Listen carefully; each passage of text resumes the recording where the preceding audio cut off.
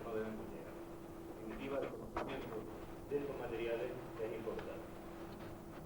Nos hemos saltado mucho a la torera el manejar los materiales con modestia, cuando estas paredes de piedra, como las que ustedes tienen ahí, que son paredes típicas de Canarias, de 50 centímetros de espesor con piedra y cal, que antes respiraban a través del último revestimiento tanto interno e externo que tenían, que era simplemente cal, pues ahora con estos enfocados de cemento a una y a otra cara, lo único que hacemos es que evitar que respire, que era lo que hacía simplemente antes, y que aparezca esa humedad por el suelo o sencillamente por condensación del espacio interior que lo transmite al exterior, manifestando todo este tipo de manchas extrañas y características que todos ustedes conocen. En definitiva, los materiales son mucho más simples de lo que nosotros nos pensamos y muchas veces nos complicamos la vida no reflexionando sobre el elemento que tenemos, que estamos tratando. ¿Gracias?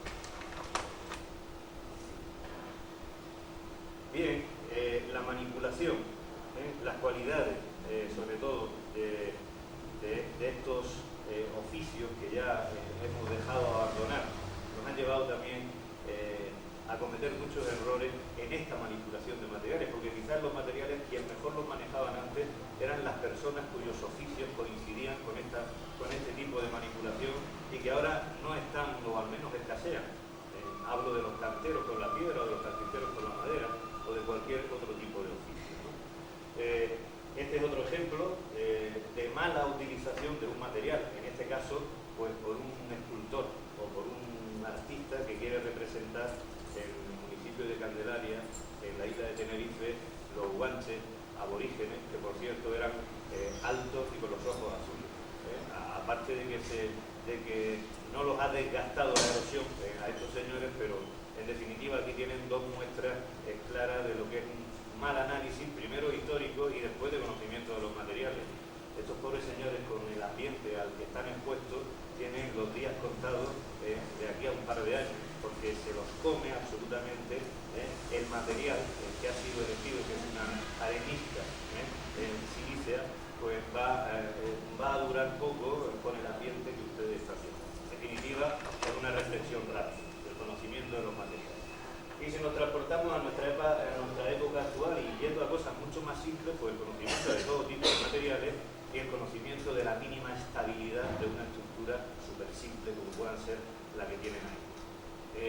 Antes de intervenir, y ya no me refiero a las obras de restauración o de rehabilitación, sino a cualquier tipo de acción, pues hay que meditar un poco las cosas, o hay que hacer un pequeño cálculo, que tampoco hacemos muchas veces. Sobresaturamos las dimensiones y ahí va. Y esto es un ejemplo simple pero gráfico. Pasa, por favor.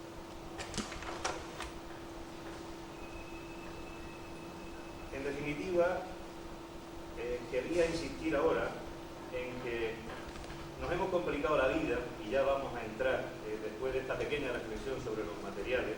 Me estoy saltando un montón de cosas porque no me va a dar tiempo a todo lo que quiero ver. Después de esta pequeña reflexión, creo que el problema del patrimonio que estamos manejando es la escala con la que estamos manejando el patrimonio. La escala que nos ha complicado la vida en todos sitios. Nos ha complicado la vida porque la primera reflexión que vamos o que intento hacerles transmitir a través de estas imágenes es ¿qué es el patrimonio? Y vamos a ir paulatinamente a ampliarlo a todo lo que ustedes quieran. Por ejemplo, ¿qué es el patrimonio cultural? Es esto, es la transmisión, es la transmisión de lo que son las manifestaciones populares, esto que tienen ustedes en pantalla, es la fiesta de la Doma y el folclore en el municipio de Pincha, en La Rioja, casi en la frontera con Chile. ¿Esto es patrimonio cultural?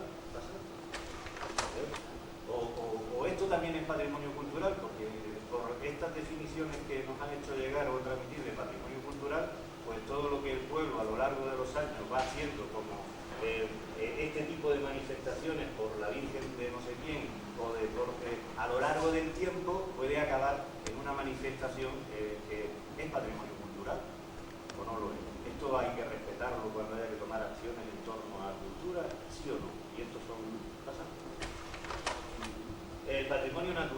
es el paisaje o es un paisaje relacionado con una cultura?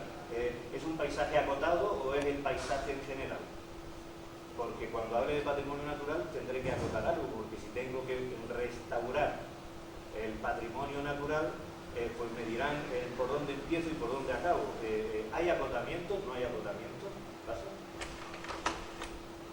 El primero era de un paisaje típico de aquí, de Argentina. Este sería el de una isla del archipiélago canario, concretamente de la isla de Lanzarote, donde al fondo se divisa otra isla, la isla de la Graciosa. ¿Pasa? El País Vasco pues, podría ser otras manifestaciones, es el patrimonio natural, toda la riqueza en lo que se refiere a especies arbóreas, especies autóctonas del País Vasco, acotadas, no acotadas, ¿pasa? Si me voy a Nápoles me pasaría lo mismo, con el Vesubio al fondo, y qué es lo que protejo y lo que no protejo, porque el Vesubio es el padre de Nápoles y tiene que predominar todo tipo de acciones, al menos en lo que se refiere a este tipo de patrimonio. ¿Pasa? O en la montaña del fuego, en la isla de Lanzarote, donde una superposición en el espacio de 200 y pico cráteres configuran distintos aspectos de paisaje como este. ¿Pasa? O en la frontera Chile y Argentina. ¿Pasa? Y el patrimonio industrial, ¿qué es el patrimonio industrial? ¿Qué es lo que merece la pena de ser protegido? Y no digo protegido, yo diría más, de tener acciones de intervención sobre él dentro del patrimonio industrial. El cable carril célebre que configuró la historia de un pueblo aquí en Argentina, pasa por favor, que era eminentemente minero, pasa porque esto está mal, que era eminentemente minero y que ahora ha quedado esto como testimonio de lo que fue el pueblo, pero que ahora es eminentemente agrícola. ¿Y qué hacemos con esto? ¿Lo dejamos, lo conservamos, lo tiramos? ¿Es importante, no es importante? Pasa. Con todo este artilugio, pasa, este ingenio que llevaba consigo el patrimonio. ¿O me voy a casos modestos y me voy a los hornos de pan que tienen en el centro histórico de Santa Cruz de la Palma, en el archipiélago canario, en donde cada casa tenía su horno de pan en la primera planta, que era donde tradicionalmente estaba la cocina? ¿Es patrimonio industrial? Porque es mucho más importante el cable carril que este simple horno de pan. ¿Pasa? Y los mercados son patrimonio industrial. ¿Pasa? Este es el mercado de Bilbao, y podría poner ejemplos de cientos de mercados que ustedes conocen, desde el más importante al suntuoso al más simple. ¿Pasa? ¿Es patrimonio industrial esa manifestación de unos isleños en un sitio donde no hay absolutamente nada de agua y se inventan esa superficie hecha con una argamasa de cal en la montaña para recoger el rocío de la noche y conducirlo hasta un aljibe y poder utilizar ese agua para el consumo? Ese invento que es tradición y que ahora, en un momento en que esa isla ya tiene recursos para llevar el agua y ya todo esto no es necesario, ¿es patrimonio industrial? ¿Dice algo de la historia del pueblo? ¿Es necesario conservar, sí o no? ¿Y las fuentes? ¿Son importantes o no son importantes? Porque cualquier acción municipal puede barrer de un plumazo y sin ningún tipo de trascendencia todo este tipo de patrimonio industrial. O sea, que puede ser así de sencilla o así de suntuosa. Los hornos de cal, y podríamos establecer un largo etcétera, ¿pasa? En este tipo de sistemas que ya se han perdido. Déjalo aquí, por favor. Y me paso del patrimonio industrial pues al patrimonio arquitectónico. Y en el patrimonio arquitectónico pues nos podríamos encontrar una tremenda variedad conceptual dentro de lo que es el patrimonio arquitectónico. Esto es un caso típico de los sistemas constructivos en la isla de Tenerife. ¿Pasa?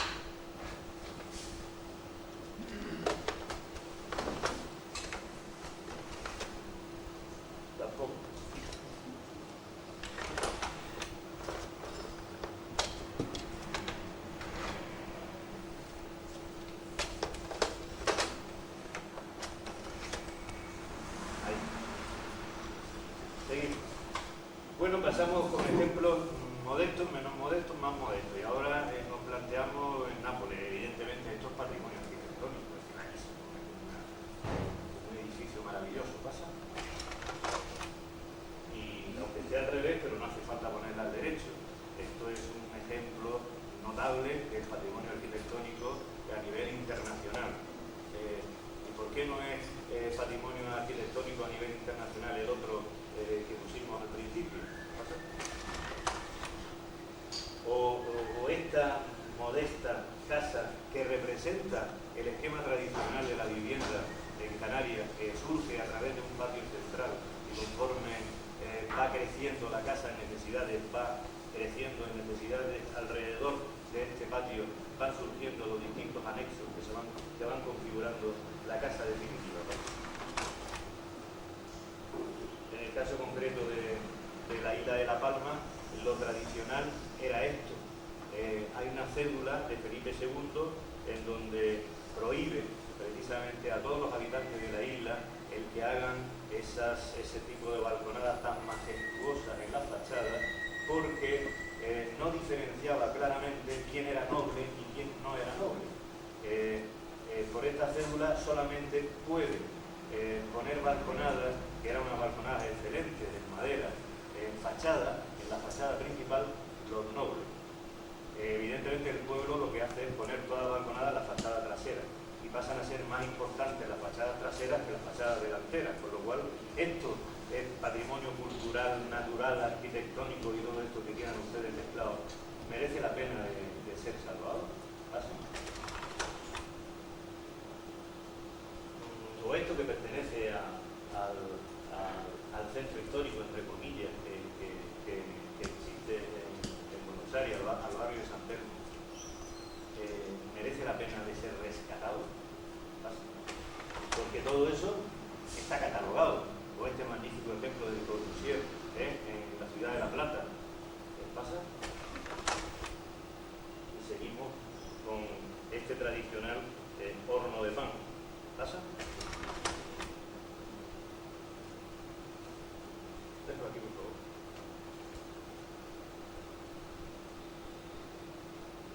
El problema ha sido la escala. El problema de todo esto es la escala y en estos momentos estamos situados en un sitio en donde el patrimonio, evidentemente, es todo lo que ustedes acaban de ver. Y el problema está en cómo intervenimos en ese patrimonio. ¿Dónde están los recursos para intervenir en el patrimonio natural, en el patrimonio arquitectónico, en el patrimonio industrial? Porque todo es susceptible, todo está inventariado, existen catálogos de todo esto, en la mayoría de los casos. Y el primer obstáculo, precisamente, está en el inventario. Está en el propio inventario. Y me limito a transferirle pues, cuestiones que van ocurriendo fuera. ¿Qué pasa con el inventario? Porque el inventario refleja todo. Pero la reflexión que viene después del inventario es justo la que no tenemos. Y la reflexión es de todo, qué es lo que tengo, en lo que tengo que intervenir con una prioridad. De todo.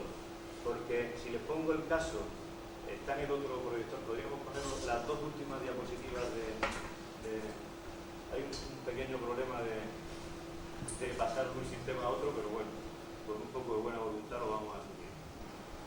Si les pongo el ejemplo de lo que ha pasado en el País Vasco, ponlas al final, justo al final. Yo creo que desde ahí se puede ver. Son las... Cuidado que no pone delante. Sí. Puede. Pon el carro, por favor, en las dos últimas diapositivas.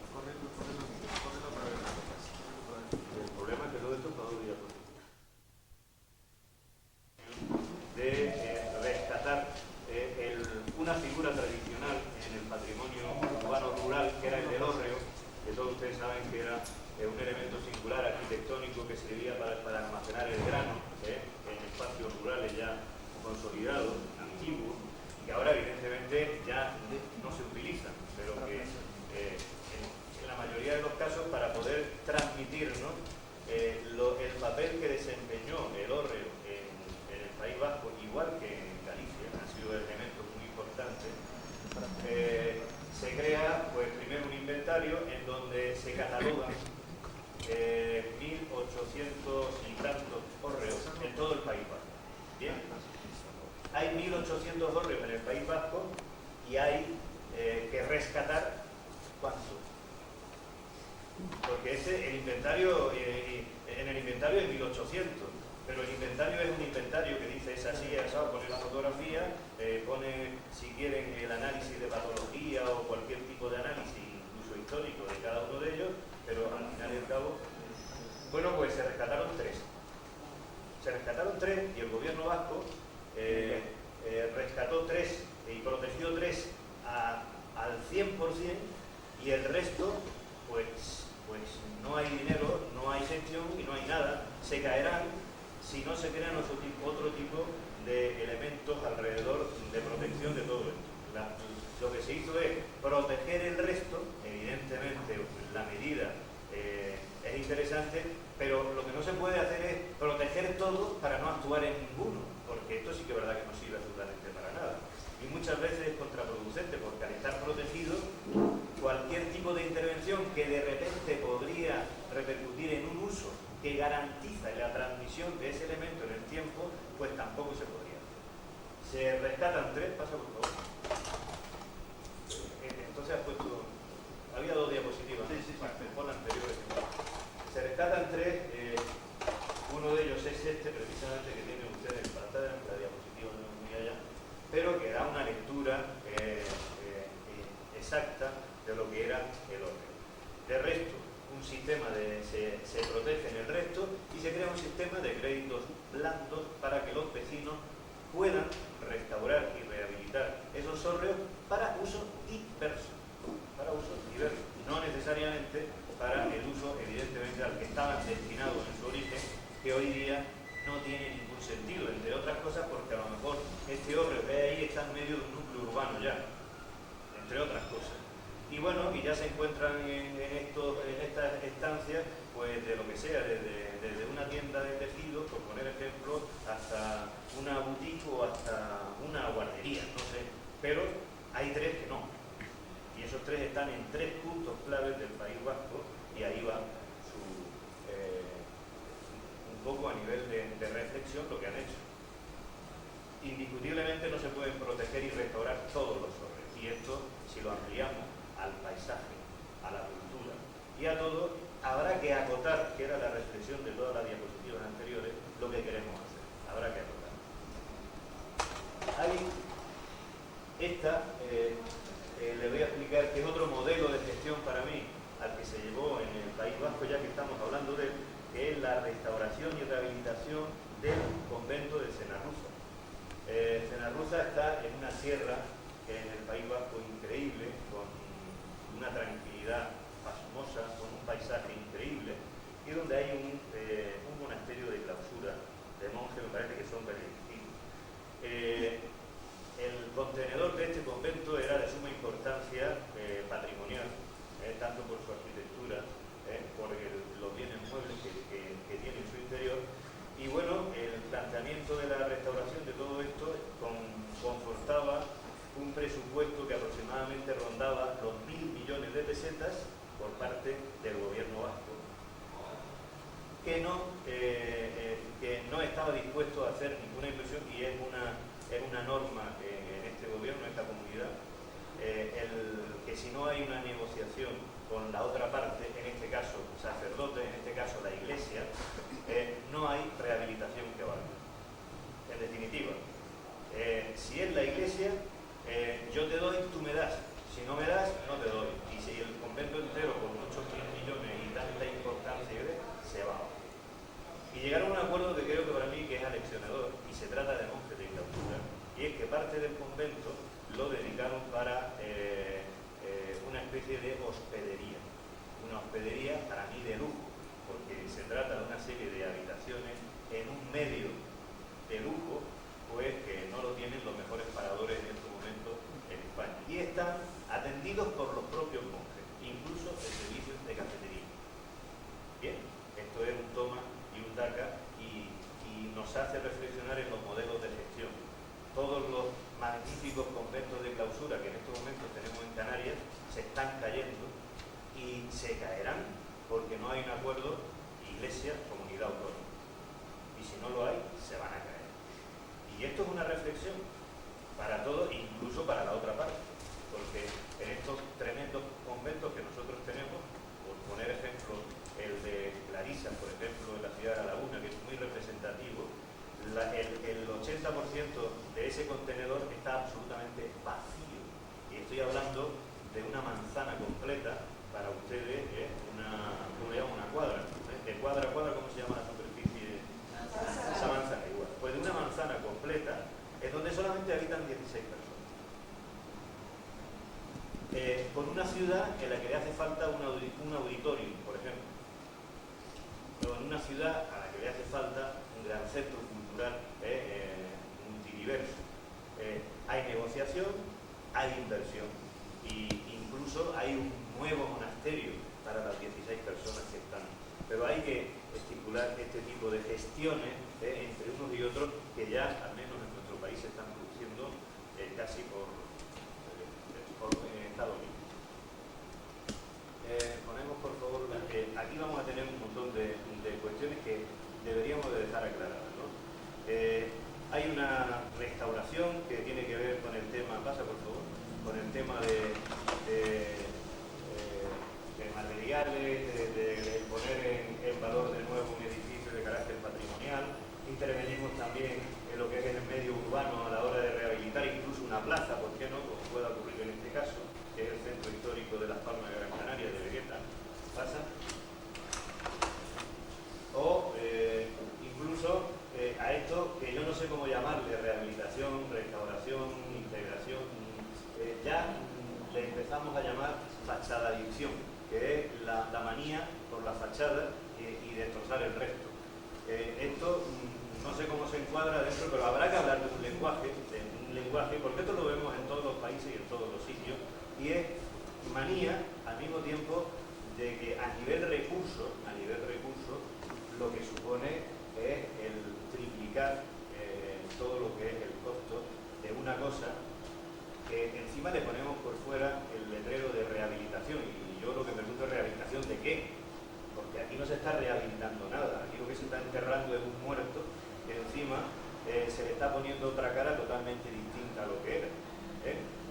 Si acaso tener derecho al embalsamamiento un poco lógico, ¿no? Pero esto es otro on al que hay que añadir y que nos vuelve a hacer el caos mucho más fuerte. ¿Pasa? Vete hacia atrás, por favor. O yo las he puesto mal. Hacia atrás, por favor. Pasa hacia atrás. Hacia atrás, por favor. Pues sí, vete hacia adelante. Está mal puesto. ¿Hacia atrás o hacia adelante? Hacia adelante, por favor.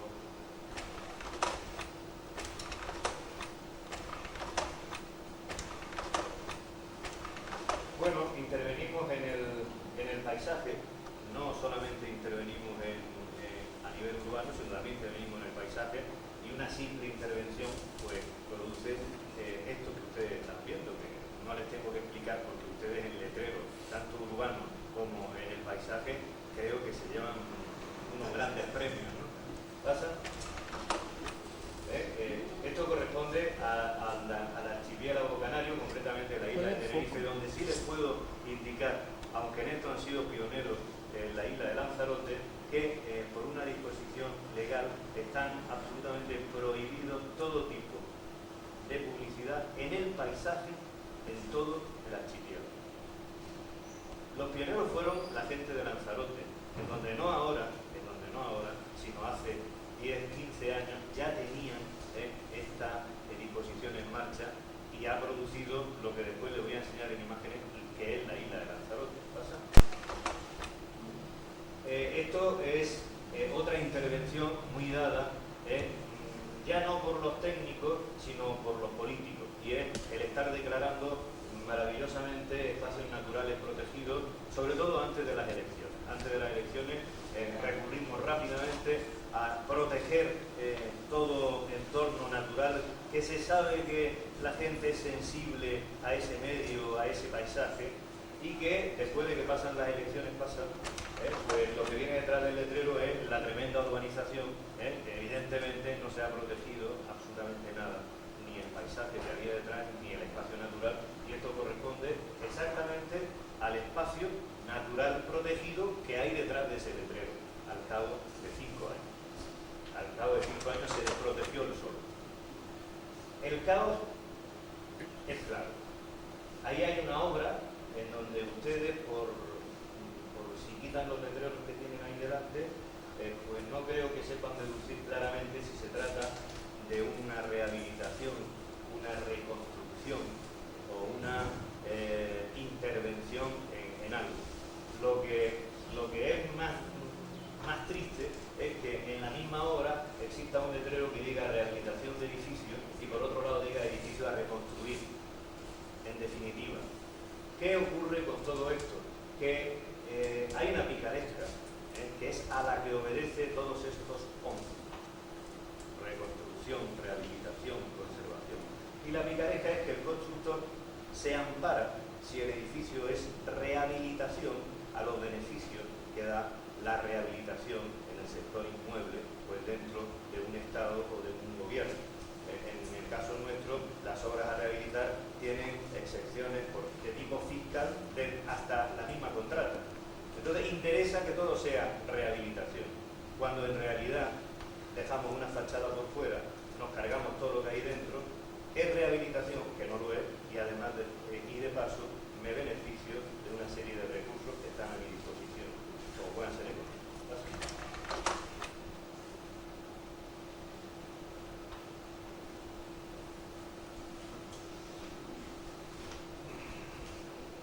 Y ahora haría un recorrido imaginándonos que todo esto del patrimonio estuviera legislado por un solo organismo, y ese organismo tuviera que tomar parte en la rehabilitación, restauración o estos POM que yo les he dicho, que si acaso lo podríamos condensar en intervención en el patrimonio, porque lo que está claro es que intervengo, bien o mal, pero intervengo, haciéndolo, quitando la fachada, poniéndola, y quizás la palabra que pueda aglutinar a todo este caos de terminología sería la de intervención en el patrimonio. Del patrimonio que a nivel de importancia, insisto, si estuviera en el mismo hongo y un solo organismo tuviera que determinar por dónde empezamos, ¿qué sería? En el caso de Argentina, por ejemplo, el tema de las haciendas. ¿Pasa? ¿O es más importante este? Si es San Pedro, evidentemente San Pedro es San Pedro y todo lo demás no tiene importancia. ¿Pasa? ¿Qué sería más importante? El hacer una lectura cara a una intervención en este anfiteatro como el que existe en la Manzana de las Luces, que fue la primera legislatura que tuvieron ustedes a nivel nacional, ¿pasa? O si lo comparo con este, evidentemente pierde importancia el otro, pero ¿por qué pierde importancia? Y esta es la gran reflexión.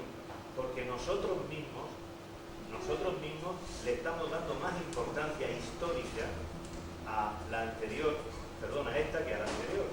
Digo, dentro de los conceptos de cada país. ¿Pasa? ¿Qué es más importante? Esa vivienda que se han construido en Lanzarote, en donde hay una norma general que es arquitectura sin arquitectos, ingeniería sin ingenieros, y hacen cosas como esta, porque eso es una vivienda que se ha hecho un señor que evidentemente no es arquitecto, pero ha integrado esa casa en un paisaje de esa forma. ¿Pasa? O sería más importante, en lugar de un medio rural, un medio urbano, porque este es un centro histórico, el centro histórico en Bilbao, en el País Vasco, ¿pasa? Que a su vez perdería importancia si lo comparo con Pompeya, y entonces es mucho más importante esto, ¿pasa?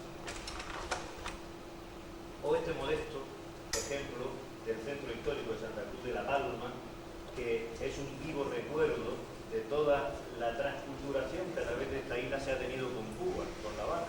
¿Pasa?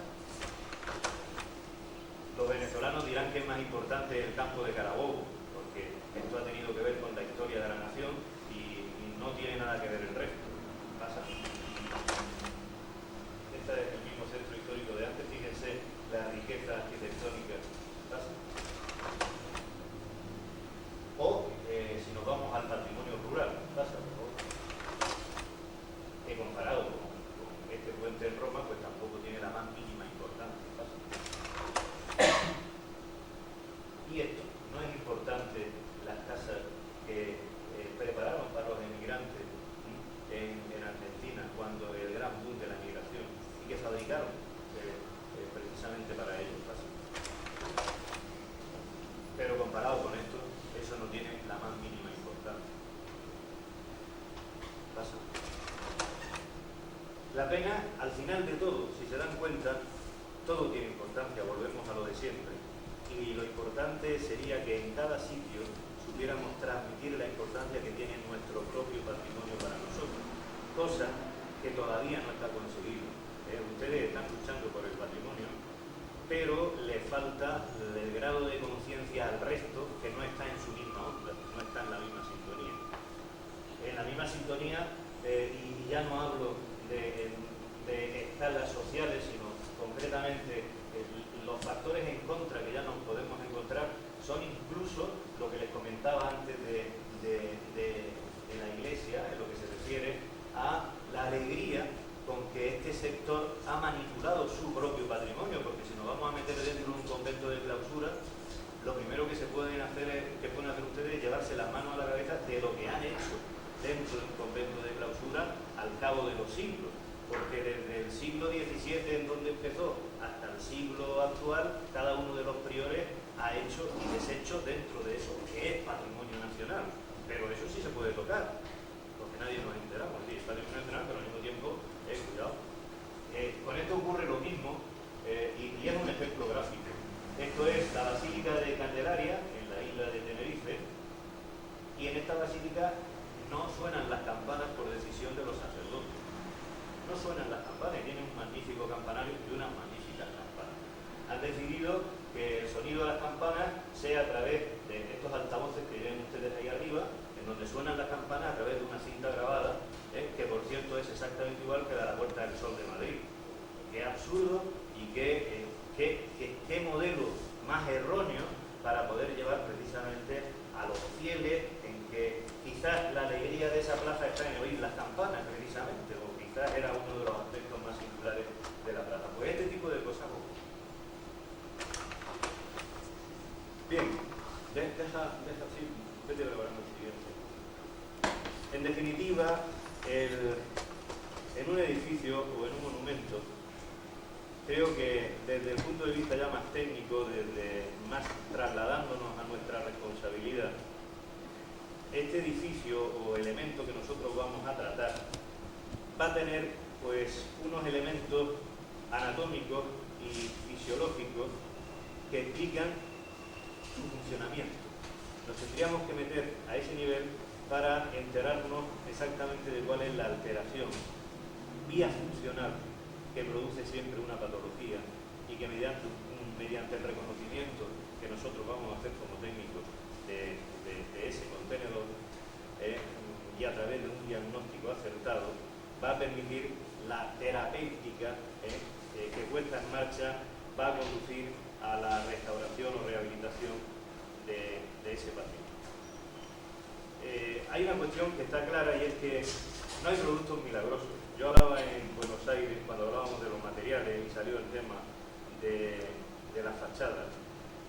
Bueno, ¿qué tecnología más adecuada era el que tendríamos que utilizar en las fachadas? Puesto que no nos vamos a meter en esto. Y al final, después de todas las conclusiones, pues el mejor procedimiento tecnológico para las fachadas es el agua y el jabón. El agua y el jabón recomendable en todos los congresos internacionales después de cientos de sistemas bioquímicos y bio lo que ustedes quieran, y se llega siempre a la misma conclusión.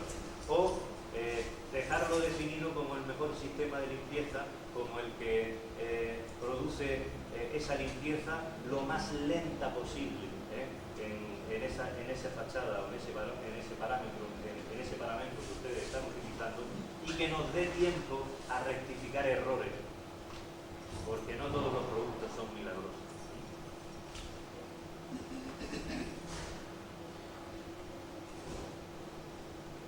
Esto que tienen ustedes en pantalla pertenece al centro histórico de La Laguna, y ahora tendríamos que comentar algo acerca de los centros históricos para empezar a visualizar algo que tenga que ver con la gestión. Y bueno, los problemas de los centros históricos, evidentemente, siempre solemos decir que lo más importante está en que los centros históricos pues tienen que tener vida. Me parece muy bien, pero el problema es súper sencillo, pero el problema es cómo darles la vida, ¿no? ¿Pasa? El problema de los centros históricos, esto está al revés, pero el grafismo es suficiente. Y es que dentro de todas las intervenciones que hemos visto en el paisaje, a escala urbana, en los centros históricos nos tropezamos con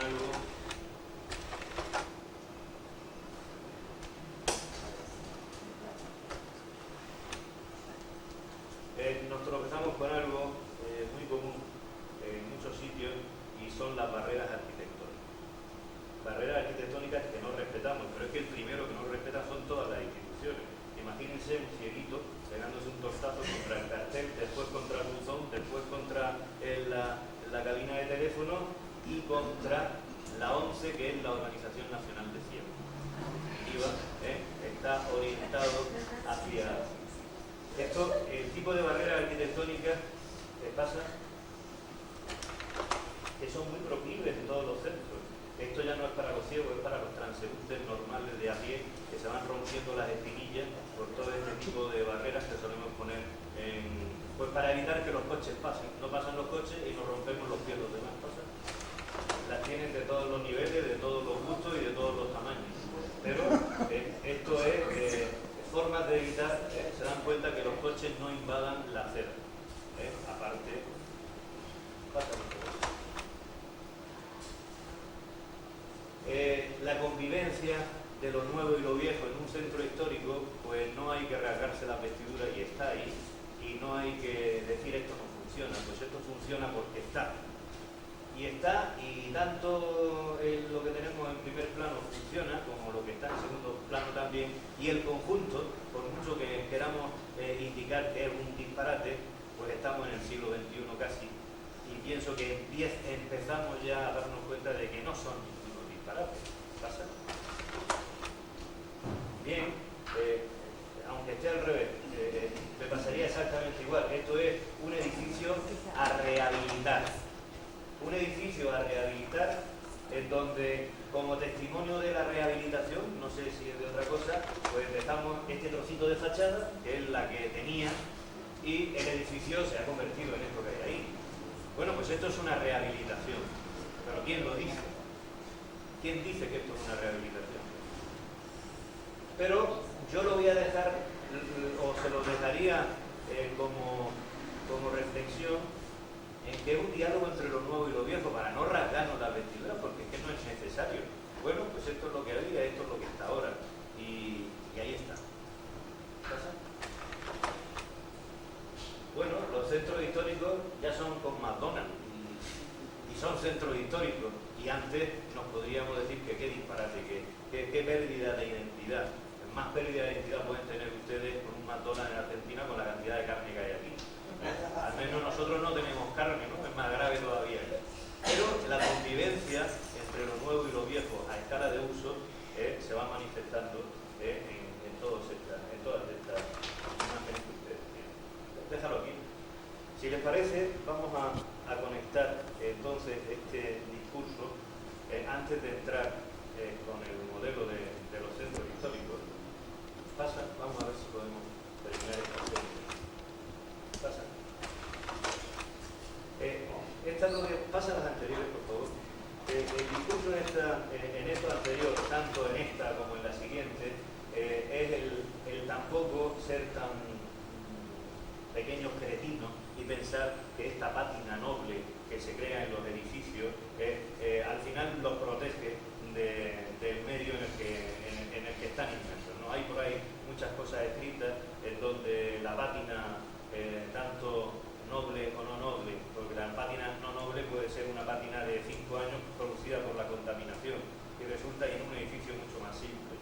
y resulta que empezamos a creernos muchas veces que cuanto más negro toda la fachada, mejor, porque ya está protegida. Todo este tipo de cuestiones se empiezan a poner ya en tela de juicio y es un poco lo que venía a reflexionar en estas dos imágenes pasadas. Está claro que la destrucción siempre llega al final y es irrevocable.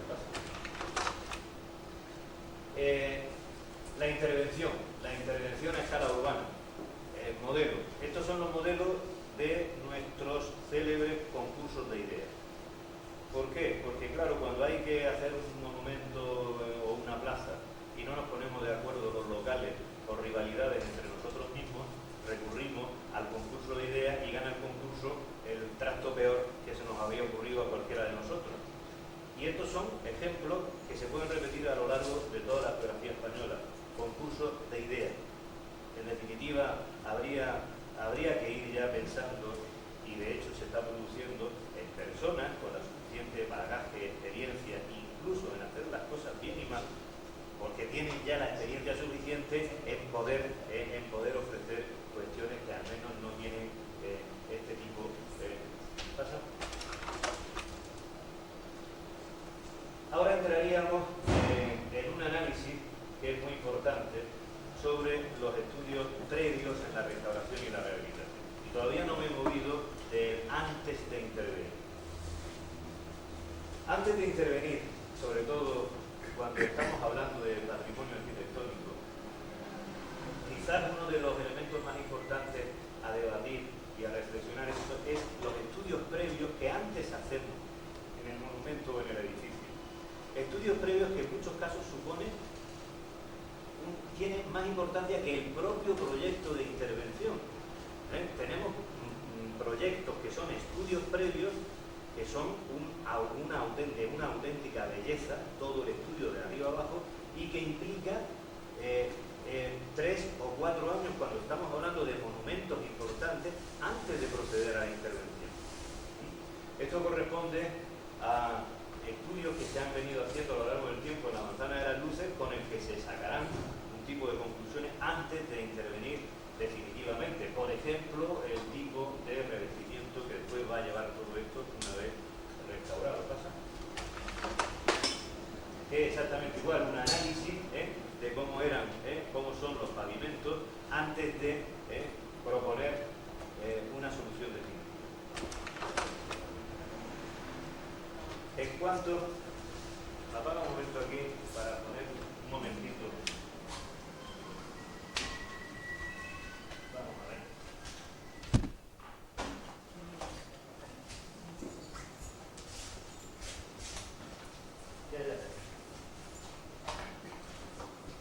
Hablando de estudios previos,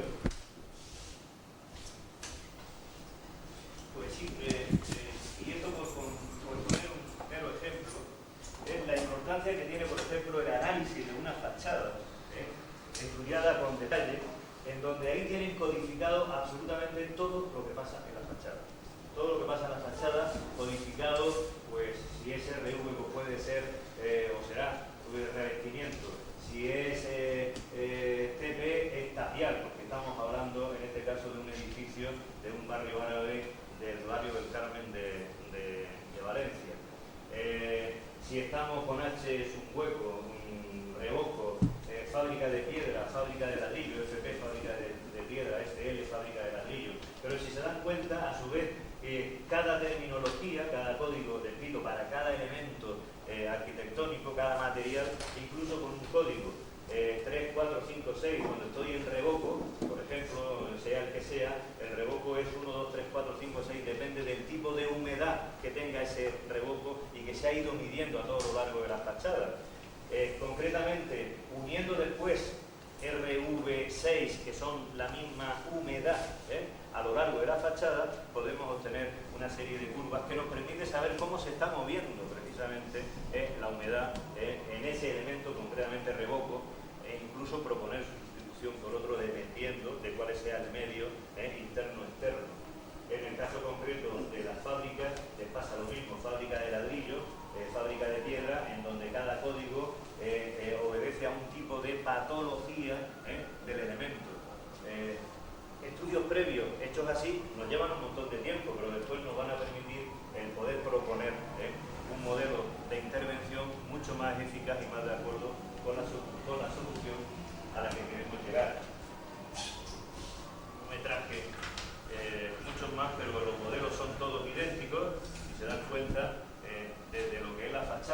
lo que es elemento a elemento importante a nivel arquitectónico del monumento, pues se puede producir todo ese despliegue codificando absolutamente pieza a pieza y proponiendo un grado de intervención dependiendo del análisis de la patología que observemos en el mismo.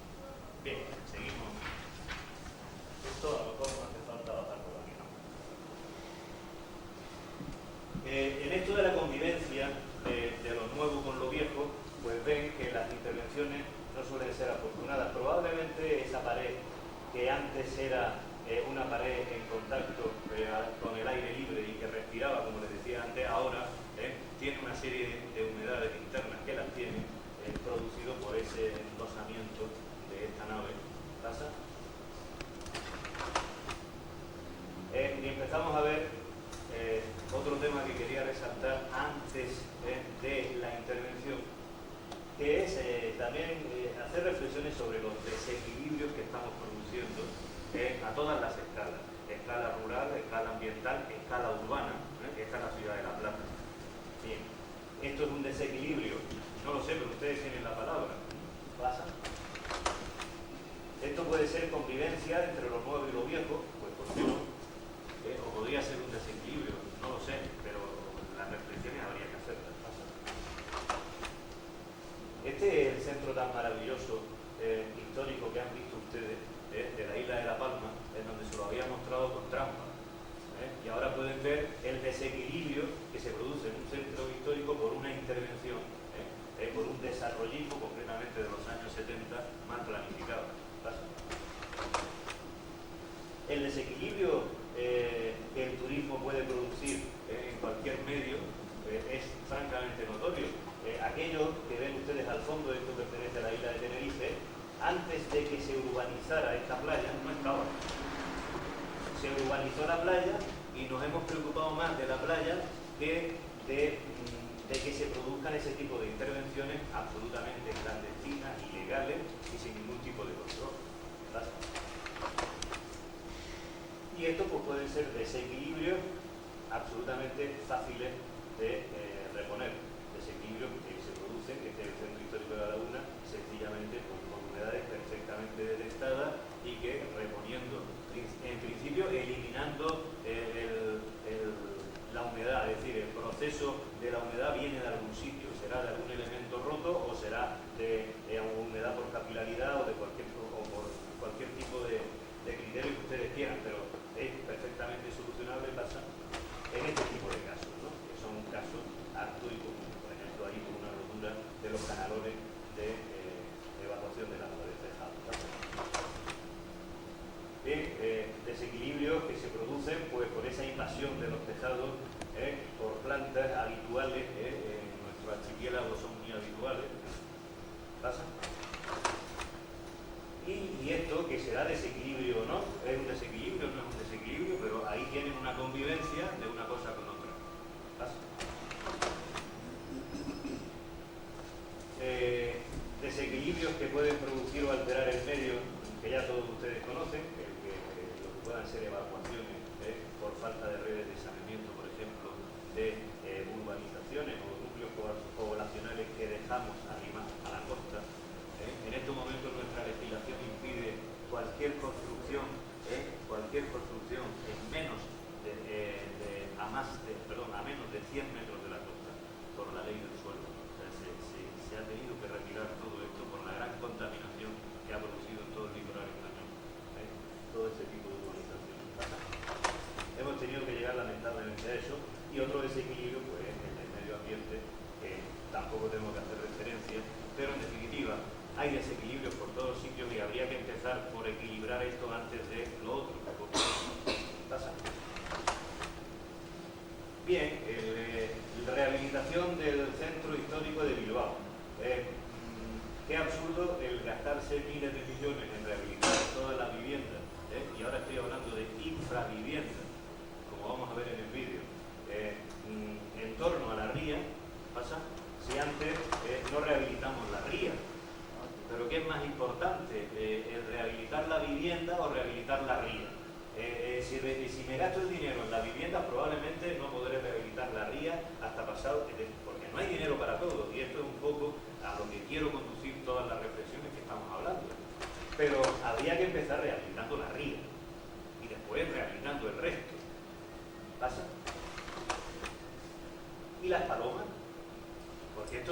muchísimo.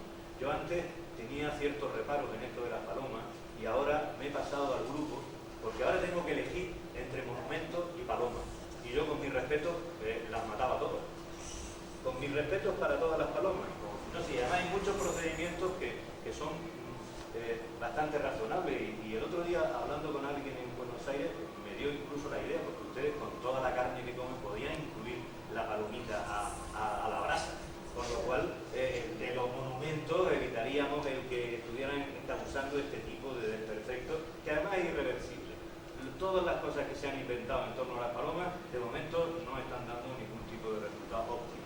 Y hablo no de aquí, incluso de técnicas muy sofisticadas que en la Basílica de San Pedro se pusieron en marcha y han fracasado. Pero estas señoras pues están cargando todos los monumentos. Muy bien, pasa. Esto es un desequilibrio que le estaba comentando, que es absolutamente lamentable. O paloma o monumento. Lo que pasa es que si me oye aquí no habrá ningún ecologista. ¿Pasa? Pasa por todo. Y al final, después de todo este proceso, encima, el medio en el que está inserto todo este desequilibrio, todo este equilibrio, para más INRI lo pone la propia naturaleza. Y es un motivo de reflexión, porque nosotros no estamos equilibrando absolutamente nada. Nosotros, el centro histórico, el no centro histórico, en la naturaleza, en el patrimonio natural, lo que tenemos es un cúmulo de intereses profesionales, políticos y de todo tipo que ustedes tienen, que cuando nos saltemos todo eso podremos estar operando con legitimidad en nuestro patrimonio natural, porque al final siempre es la propia naturaleza la que intenta escaparse de todo esto. ¿Pasa? Bien, conectando, pasa y así ponemos lo de centro histórico.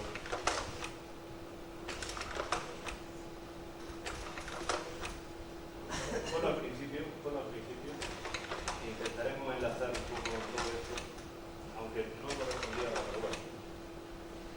Este es el producto resultante que le podemos llamar el muerto, porque este señor que hay ahí es un muerto. Y nuestra reflexión en torno a todo esto puede ser el qué hacemos con el muerto. Y el que ustedes pueden decir desde enterrarlo, que sería tirar esto, que no sé qué valor puede tener, hasta embalsamarlo. Y en Buenos Aires surgió una pregunta en torno al embalsamamiento, y era ¿cómo lo embalsamamos? ¿Con la cara que tenía al final de su vida o con la cara que tenía al principio? Porque una cara al muerto hay que ponerle si lo queremos conservar. ¿Se dan cuenta? Pues al final, yo no sé qué reflexión hacer de todo esto, pero al final, si hay que salvar algo, pues salvémoslo, y con la cara que sea, pues ahí se quedará. Esto es una reflexión que puede estar mal, incluso puede ser contradictoria con todo lo que esté diciendo, pero esto es lo que se está dando de hecho en todo este proceso de la restauración y rehabilitación. Esto puede ser un diálogo exactamente igual que el anterior. Habrá que dotarlo de un nuevo uso, pero cuando esté hablando de la restauración de una fuente en medio de un monte, que era una fuente importante a la que el pueblo de Romería subía para beber ese agua, pues será una idiotez rehabilitarla y no ponerle agua. En definitiva, el uso es absolutamente importante, y empezaríamos por ponerle el agua, que sería a lo mejor la obra más costosa, y después rehabilitando la fuente. ¿Pasa? Y porque esto es patrimonio, ¿y qué hago con esto? Porque esto es un basurero. ¿Pasa? Y la imaginación, pues, es buena, pues en ese basurero puede haber una pizzería, y ¿por qué no? Pues ahí está el molino. ¿Pasa? Con imaginación se pueden poner cajeros electrónicos de banco en centros históricos, porque eso es un cajero electrónico, y resulta que eso es un banco. Pero es que es el centro histórico de Bilbao. ¿Pasa? Y la salina, una belleza natural, en este caso de la isla de Lanzarote, con un paisaje inédito, dando a toda la serie de volcanes que le he dicho antes, ¿de qué nos sirve el ponerla en valor si si no dan sal. Pues esto es justo lo que se ha hecho con las salinas del Danubio, y es todo un proyecto para volver a fabricar la sal. No tal y como se hacía antes, sino con maquinaria de ahora. Cuidado, no es el ecomuseo de la sal, sino fabricar sal, punto. Pero manteniendo el esquema que antiguamente tenía la salina del Danubio. Lo mismo puede pasar con todo ese antiguo patrimonio industrial que está ahí, que en lugar de ponerle un jardín alrededor y decir esta era la marquesina en donde esperábamos a los emigrantes, pues lo ideal es que sea la marquesina en donde sigo esperando a los viajeros, porque sirve todavía. Pero esta es una reflexión que es importante hacer. Todo esto está normalmente diseminado alrededor de fuentitas con césped.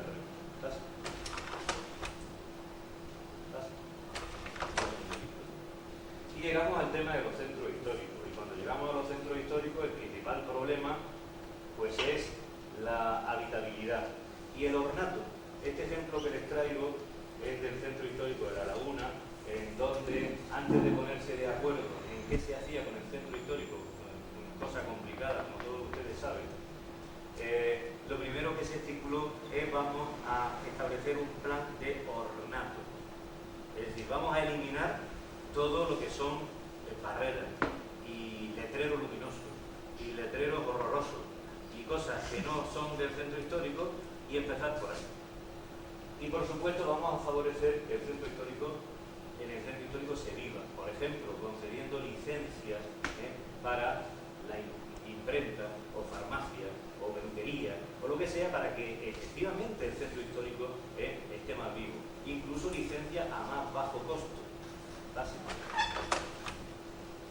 Esto forma parte del plan de ornato. ¿En qué consiste el plan de ornato? Abajo todo tipo de elementos extraños y ustedes se anuncian como les dé la gana, pero en cerámica, madera y hierro.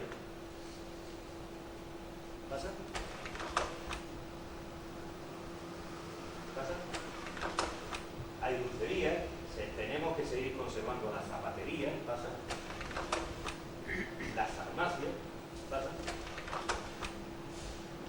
La librería. Fíjense lo que supone eliminar esos letreros terroríficos que había antes por este modelo. ¿Pasa?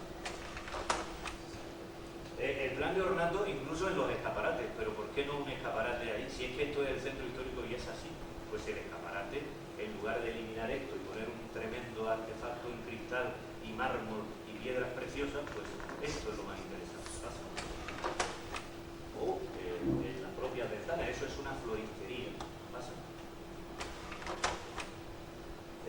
Porque antes, desgraciadamente, esto no ocurría. Es que esto es lo que pasaba antes y aquí no nos complicábamos la vida. Y así como anunciábamos las emulsiones.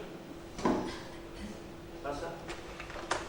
Y así es como decorábamos la tienda en donde vendíamos papelería. ¿Qué diferencia entre esto y lo que estamos haciendo ahora de una forma atroz? Y incluso esto, en muchos centros históricos se los encuentran ustedes pintados con el mismo color de la fachada, porque esto ya no es importante. ¿Pasa? Cómo se anunciaba el nitrato de Chile en todo el mundo.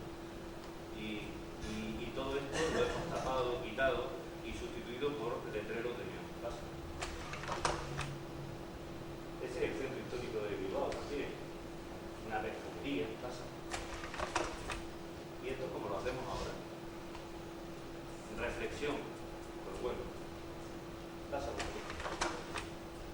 Al final el centro histórico es también para nuestros mayores. ¿Por qué hacemos un centro histórico pensando solamente en política y no en un tipo de personas que fundamentalmente es el que lo vive? Y hoy por hoy en la mayoría de los centros históricos la densidad de población, sea alta o baja, casi siempre es de personas de 50 años en adelante, al menos en los centros históricos tradicionales nuestros. ¿Por qué? Porque han sido personas que no han querido irse del centro histórico. Y hay que hacerlos también habitables para este tipo de personas. Por eso, todo ese tipo de barreras arquitectónicas que antes les mostré, lo único que hace es mostrar la gran insensibilidad de nosotros mismos, incluso diseñando a todo este tipo de cosas. ¿Pasa? El centro pues tiene que ser así, es para vivir y espacio pues, para pasear y con luz. ¿Pasa? Este es el de Santa Cruz de la Palma, donde se conserva el mismo adoquinado de principios del siglo. Por cierto, adoquinado al que se le colocó un asfaltado encima y se le ha eliminado el asfaltado y ya se ha vuelto a recuperar el adoquín primitivo. ¿Pasa? Y lo que nunca hay que hacer son centros históricos muertos. Yo también les traigo ejemplos de muertos de centros históricos, en donde aquí nos hemos gastado una cantidad de dinero ingente, esto es Teguise, en la isla de Lanzarote, para recuperar un centro histórico en donde no habita nadie. ¿Pasa? ¿Pasa? Esto sigue siendo Teguise. Verán que no hay nadie por ningún sitio. Y en los centros históricos, pues no hay que rasgarse las vestiduras y intervenir de forma, yo no digo acertada, sino de forma valiente, porque también los tenemos que iluminar, y no lo podemos iluminar como hace 2 siglos con esas farolitas que no daban luz, porque ahora necesitamos luz para andar por la calle. Y hay que diseñar un tipo de farola, porque las farolas antiguas ya no están, o es demasiado caro el proponer el mismo modelo. Bueno, pues estamos en el siglo XX, XXI y las farolas son así. Lo importante quizás es que den buena luz. ¿Pasa? Ya. Si les parece, como modelo y para poder conectar esto con la propuesta un poco que deberíamos de comentar, podríamos visualizar ahora en el vídeo que les traigo un ejemplo de gestión hecho hacia un centro histórico. Un centro histórico con muchos problemas en el suelo, y vamos a crear una serie de aspectos que estamos dejando absolutamente olvidados, que son la gente que vive en los centros y que necesitan vivienda, y que la gente demanda vivienda antes de que la arreglen el monumento. Y por aquí es por donde caminaba todo este modelo de gestión. Bien, lo que ustedes tienen ahora mismo en pantalla es otro de los grandes errores sobre los modelos de gestión cuando estamos hablando de centros históricos. Cuando estamos hablando de centros históricos, y me ha pasado en todos los sitios donde voy, bueno, el problema es el diseño, el problema es que todas las viviendas están catalogadas, que lo que está catalogado no se puede tocar, o hay que tocarlo con un modelo de intervención que previamente está establecido, y eso, lo único que nos hace es amarrarnos las manos, en muchos casos provocar cuestiones como las que ustedes van a ver aquí ahora.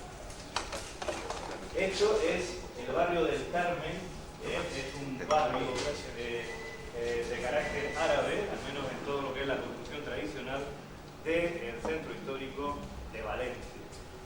Un barrio en donde si hay que dar algún tipo de características especiales, que la gente vive en casas destrozadas, pero viven. Bien o mal, pero viven. Y el problema fundamental que surge es que después de todo este proceso de rehabilitación de esta infravivienda, únicamente nos hemos preocupado del arreglo de las fachadas.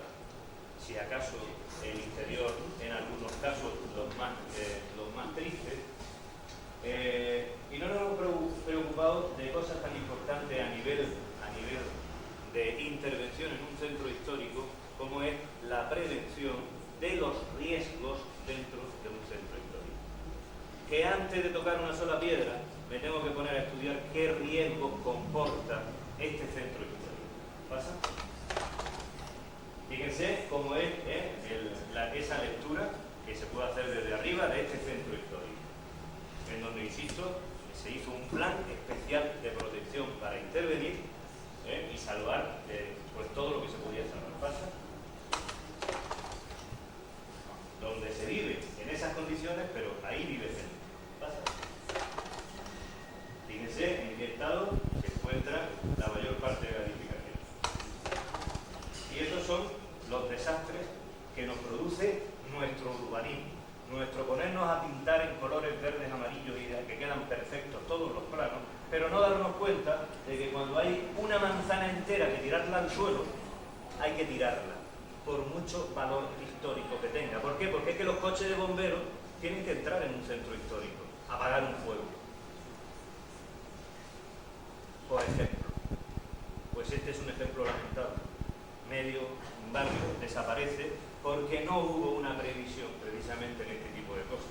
Es que esta manzana no se puede tocar porque pierde la identidad cuerno, se fue todo a hacer gárgaras de la forma más tonta. ¿Pasa? Entonces, a partir de ahora, uno de los objetivos que tenemos a la hora de intervenir en un centro histórico es prever en ese centro histórico qué control tenemos que hacer sobre los riesgos que ese comporta. Esto lo han hecho, pasa, para precisamente para este centro, analizando todo lo que son riesgos, estableciendo pues el tipo de edificación, pasa, el tipo de materiales, cara por ejemplo a la facilidad mayor o menor de un incendio, pasa, y solapar áreas de peligrosidad en donde las intersecciones nos están diciendo precisamente cuáles son las zonas en donde tenemos que estudiar con delicadeza cualquier tipo de intervención. Y si estamos hablando de un peligro como pueda ser el de un incendio, pues tengo que tener en cuenta que no me desaparezca un barrio por un incendio. Pues este tipo de cosas hay que hacerlas antes de ponerse a rehabilitar los monumentos. Porque todos los monumentos, todas las casas y todo lo que ustedes quieran que hayamos hecho, se quemarían. Sí, es importante buscar otro tipo de solución para el incendio y no volver a avanzar. ¿Cómo? ¿No sería mejor buscar otro tipo de solución para apagar el incendio y no volver a avanzar? Por ejemplo, que tengan un sistema de redes que salgan en determinados lugares y que no hagan sí, pero fíjense en una cosa, eso es perfecto, pero estamos hablando de personas que tienen 60, 70, 80 años. ¿Sabes lo que pasa, María? Están las ambulancias. No, entra una ambulancia. esto es un ejemplo gráfico, perfecto. Tendremos que volver todos. Estos son reflexiones, tendremos que voltear todo, pues a lo mejor sí, pero esto es duro decirlo, es duro oírlo, pero la gente las ambulancias tienen que llegar a las puertas de las casas, igual que los coches de bomberos, igual que los servicios sociales, porque entonces, ¿para qué queremos el centro histórico? Para pasear nosotros y ver qué bonito es. La gente que está dentro yo creo que tiene derecho a lo que tenemos derecho los demás. Pero la reflexión está, esto es duro decirlo, y yo no estoy diciendo que esté bien voltear una manzana, cuidado. Pero ante un tipo de catástrofe como esta, si hay que canalizar, por ejemplo, y estamos hablando de Valencia, en donde las inundaciones son fuertes y han ocasionado catástrofes y mucho más en estas zonas de infravivienda, si hay que para canalizar en las aguas, que de hecho los han canalizado, todo el río antes llevaba un cauce y ahora lleva otro totalmente distinto. Pero toda esa nueva canalización no les quepa la menor duda que ha supuesto un costo patrimonial absoluto. El nuevo cauce del Turia se ha cargado medio barrio, pero es el nuevo cauce del Turia. Y Valencia ha sufrido ya 6 grandes inundaciones que han acabado con la ciudad 6 veces históricamente a lo largo de su vida. Muchas. Esto es un poco la pregunta patética, ¿no? Pero es así. Seguimos con... Bien, esto, y es conectando con otra cosa, sería los modelos que se están poniendo en marcha para precisamente acometer tareas de restauración y de rehabilitación ya definidas. Por ejemplo, en núcleos importantes históricos. Las escuelas talleres de restauración y rehabilitación. Es decir, ¿qué está ocurriendo con las obras de restauración? Se voy a poner los puntos a favor y los puntos en contra. Puntos a favor, que a la hora de intervenir nos faltan los artesanos. Bien, vamos a formar los artesanos. ¿Cómo se forman los artesanos? Pero no formemos artesanos igual que formamos universitarios. En definitiva, ¿qué es lo que hay que acometer? Un trabajo de restauración y rehabilitación a 10 años, vista, con una inversión de no sé cuántos cientos de millones. Bien, se crea la Escuela de Talleres de Restauración y Rehabilitación, se enseña a una serie de oficios, a una serie de personas, fundamentalmente jóvenes y en paro, que estén conectados con estos oficios, y estos son los que todas las obras de carácter oficial de la municipalidad van haciendo estas obras de restauración. Inconveniente, cuando se acaban las obras de restauración, que son señores especialistas en paro, que que además reclaman que son especialistas y que el propio Estado los ha formado para hacer obras de restauración y ya no tienen trabajo. ¿Qué se hace? Pues no lo sé, pero esto es un ejemplo. Han sido ciertamente en todo el proceso de formación y de integración de todos estos jóvenes, todas estas tareas, francamente al extremador yo creo que tiene más ventajas evidentemente que inconvenientes, porque el paro lo tenemos todos los universitarios también. ¿Y qué hace un arquitecto cuando sale de la facultad? Pues no creo que le esté esperando esa magnífica sistema de trabajo que en estos momentos estamos debatiendo los unos con otros. No, al final acaba interviniendo de alguna o de otra forma, ¿no? Esto podría ser igual, pero no lo sé. Pero fíjense que se han utilizado en la rehabilitación. Estos son el armazón tradicional de la casa vasca, de 2 plantas. Fíjense entramado de madera con esas escuadrillas tan importantes, los sistemas de enlace de uno con otro, estos nudos, pasa. Y todo esto está siendo restaurado tanto a nivel de piedra, de cantería, pasa, como de la propia madera, con alumnos, fíjense cómo son las estructuras de las casas vascas, con alumnos de las escuelas taller de restauración. Igual está ocurriendo en Canarias, hay 3 escuelas taller de restauración, una en Santa Cruz de la Palma, otra en La Laguna, otra en Ingenio, en la isla de La Palma, pero el problema está que después de la formación y intervención, de hecho, de todos estos alumnos en el patrimonio, se encuentran que no hay empresas especializadas en el campo de la restauración. Y esto sería otra cosa que habría que hablar. ¿Pasa? Bien, estos son detalles de estos enlaces. ¿Pasa? Incluso están interviniendo en fachadas de monasterios. Este es uno muy famoso que tienen ellos allí. ¿Pasa? Pero indiscutiblemente han contribuido de una forma notable, sobre todo, a abaratar los costos de obras que no se podrían hacer con mano de obra contratada. Y por otra parte, existía la dificultad de que esa mano de obra no estaba especializada. Este es un modelo